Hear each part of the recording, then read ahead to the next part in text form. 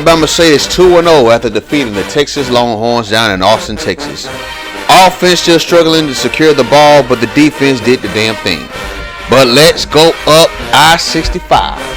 We are in Huntsville, or should I say Normal, Alabama here at Louis Cruz Stadium. Beautiful scenery, by the way. The Alabama A&M Bulldogs are hosting the Hornets. No, not the Hornets that you're thinking about. I'm talking about the Delaware State Hornets. They are in town to take on the Bulldogs. It's a SWAC-MEAC matchup, and it should be very interesting. Both of these teams are neck and neck as far as overalls, so let's see how this pans out. Now, both teams are looking for their first win of the season. Neither team started off good last week, so let's see how this goes. 3rd and 8, Montreal Reed, the impact player, quarterback for Alabama A&M, throws an interception. That is not the way you want to start out this game if you're a Bulldog fan. Great play that was right there by Taylor, reading that play, making the play on the overthrown ball. 2nd and goal now at the Bulldog 6. There goes the play fake, pops it in the end zone, touchdown, Delaware State. And he got some help from the Alabama A&M defense as well, because he should have been tackled outside the end zone. Now this game got pretty violent too. Both teams on defense were making big plays. Here goes a play fake right here though. The Montreal Reed pops it deep, and the pass is caught in the end zone by Baker. A beautiful pass by Montreal Reed. Baker mosses the DB and gets the ball into the end zone on a 42-yard pass. A great play that was. Look at this pass right here though. Montreal Reed actually does has NFL caliber talent. Delaware State is now looking to respond. He pops it, but it's intercepted. That pass is picked off by Parker. Jesse Parker, the middle linebacker. And Alabama State have the ball with great field position. At the Hornet 25, Reed pops it downfield, and the pass is caught. Oh, look at that catch by Dwayne McCall. Touchdown, Alabama A&M. A 25-yard pass, and this is just a straight 50-50 ball. My guy is better than your guy, and the Bulldogs won that battle. They are now up 17-7. They're partying right now here in Huntsville. 3rd and 10 now at their own 15-yard line. Montreal Reed with all of the pass. Look at that perfect throw, and the pass is caught by Dwayne McCall, and he goes into the end zone. What a pass by Montreal Reed, a 85-yard strike. The Bulldogs are now in the driver's seat. It is 24-7. Montreal Reed this time looking to make another big pass right here. He's popping it deep downfield, and the pass is caught once again by Dwayne McCall. McCall having a career day today. 2nd and 7 now. Reed under pressure pops it in the end zone, and that's not what you want to see right there if you're a Bulldog fan.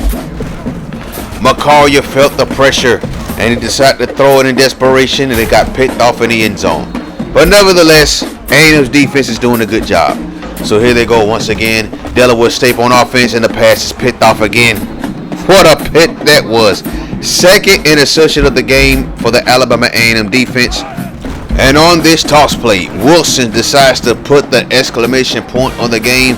Touchdown, Alabama A&M. A great performance by the Alabama A&M Bulldogs in this SWAC-MEAC challenge, and they take the victory. 34-7 is your final score here in Normal, Alabama. Louis Cruz Stadium showed out a great job at the Bulldogs. They're finally on the win column for the season. 1-1 on the season. The Delaware Hornets fall off the 0-2. Week 3 for the SWAC. You saw Alabama State take care of Texas. Florida A&M beat Rice 17-10. You saw Alabama A&M beat Delaware State. North Carolina A&T over Valley. Arizona beats Alcorn State. Illinois beats Jackson State. Texas Southern loses to Rutgers. And then Penn State beats Prairie View A&M. They had to do something. Vanderbilt barely beats Grambling State 31-28. And then you have Bethune-Cookman beating Arkansas. Bethune-Cookman beating the SEC school. That is big for that program.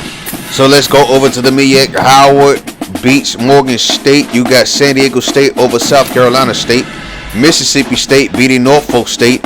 Hampton beat Auburn. Oh my goodness. Look at this right here. Hampton beat Auburn, and they ran all over Auburn. 43-29. Staley had a great game too. Over 400 yards passing and 4 tutties. I got so hyped about that, I didn't even look at the last of the scores. William Wade Wilson, the merchant with the arm, Deadpool, is on top of the Heisman Trophy watch list, followed by Rob Schiller, Then you got Ryan Wilcox of Miami. Following him is Greg Love from Maryland. And then on top of that, you have Sean Gardner, the running back for Alabama. Dwayne McCarrier wins Offensive SWAC Player of the Week. And look at Jarrell Poland for Bethune-Cookman, 15 tackles and a forced fumble. Mans was all over the field versus those Razorbacks. Let's look at the MEAC. Hampton round out Offensive and Defensive Players of the Week with Matt Staley and Isaiah Smith. And rightfully so, they destroyed those Auburn Tigers. Crazy. Now next week we have a big game, maybe the biggest game in this program. For the first time in this series, the number one team in the country will be coming to town. That's right. The national champions, the Ohio State Buckeyes, currently on the 13-game win streak, is going up against the team with the longest active win streak right now, Alabama State, sitting at 28 straight wins. Both teams are pretty good. They're saying that Ohio State's a tad bit better on offense, but I believe our offense is just as good. But let's go back in time to Season 4. Season 4 was our first time that we went up to the Horseshoe taking on the Buckeyes. It was number 15 versus number 17 at the time. They had this running back by the name of Shaun Wade, who is now in the NFL, and we had trouble stopping him. He rushed for 4 touchdowns on us. Another cat that gave us problems was this cat right here, cornerback Jalen Green, who is now in the NFL with the Miami Dolphins, taking this thing back to the crib. Shaun Wade, though, was on another level all game. We know Ohio State loves to run the football traditionally, and this was no exception. They straight destroyed us in the Horseshoe, and we lost 45-20, a very devastating loss. It was our first loss of the season at that time. But then we went to Detroit, Michigan later on in the season for the Music City Bowl. And man, oh man, was it a different story. Yes, it started off neck and neck, but in the end, we pulled it off and we destroyed them. So Ford Field was the scene for this game, and Ohio State came into this game at 6-5. Everything went downhill for them after they defeated us in the regular season. We were looking for win number 12. And this was the last game for Kevin Scott, aka Baby Randy Moss, who was also an Ohio State transfer, because the scouts the coaches at Ohio State told him that he wasn't as good as Ted Ginn Jr. nor Santonio Holmes. But Tim Brown will forever be remembered for this play right here. This is probably Tim Brown's second most legendary play at Alabama State. Of course, everybody remembers him for that catch against Alabama A&M to win the game. But this catch right here, with that little space, still can't believe he made that catch.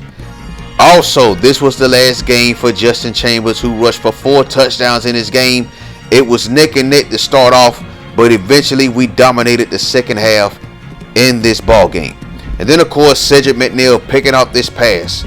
So we can't hang with cats like Ohio State. We just got to make sure we are consistent and play error-free football.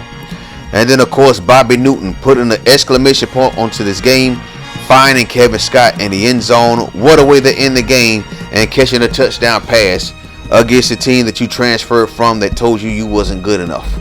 But that's the preview. Join us next time. We're taking on the number 1 team in the country, the national champions, the Ohio State Buckeyes. Thank you for watching. Peace.